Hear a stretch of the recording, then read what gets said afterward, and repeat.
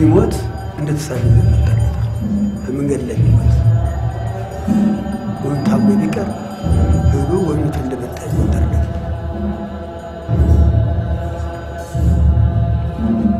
ቅዱስ ላሊበላ ይሄን ቤተክርስቲያን ከማንነጹ በፊት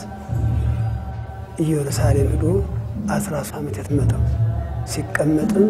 አቺ ተወደደበትን ያደገበት የተሰደደበትን ግብጽ የሄደበትን ተመልሶ በ3 ዓመት እንደመጣ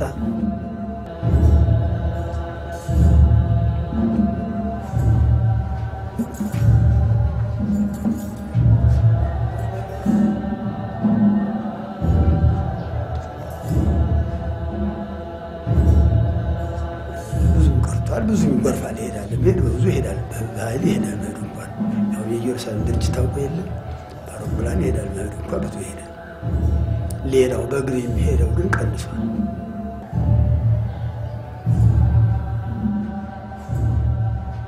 በእኔ ብቻ ሳይሆን መጽሐፉ ጌታችን የተናገረው ነገር ነው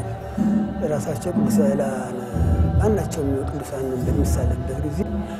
ደጅን የረገጠ ቤተክርስቲያን የሳመ እምርልሃለሁ ብሎታል በእኔ አስተያየት እንደሚሄደው መጽሐፉ ተመልክቼ ነው እምርልሃለሁ ብሎታል ቃል ኪዳን ስለሰጠው በዚያ ነው ወጪያም ከየት ማገር እየመጣ የሚሳለው ወደ 7000 ብር ነው የከፈሉት ስንቅ ሌላ ስንቅ ደግሞ የከፈሉልኝ ለ12 ቀን 10000 ብር ነው የተከፈለልኝ ይሄን ሁሉ ሄጄ ኢየሩሳሌምን ያን የጌታዬን መቃብር ሳይ በጣም ህልክ የደስታው ብዛት እንባዬን እያለቀሱኝ እኔን እየጠረኩኝ መርጌታ ሚሎ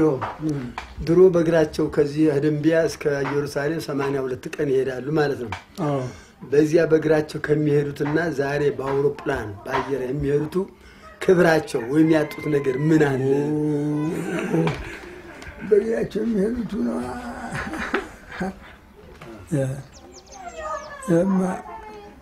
የማ ገንዘብ አለ በሰማይ መንገድ አለ ይባላል በብዙዎች የሚተርፉት ገንዘብ አለ በሰማይ መንገድ አለ ዛሬ ነው በሰማይ መንገድ ይኸው በገንዘብ ነው ያን ራሱ መስዋዕት ማለት ራሱ ሰውነቱ እንደ ሰማዕታት እሳቱን ስለቱን እንደተቀበሉት እየራበው እየጠማው እንቅፋት እየመታው እሾህ እየወጋው ማድሪያ እያጣ እየተንከራተተ የሚሄደውና በየትነት ወይትና ተገንቶ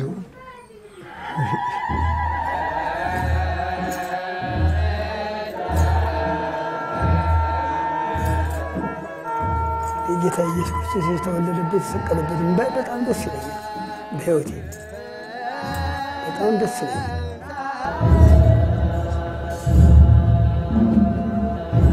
በሱዳን አድርገው ሰሩና ካርቱም አድርገው ሄዳሉ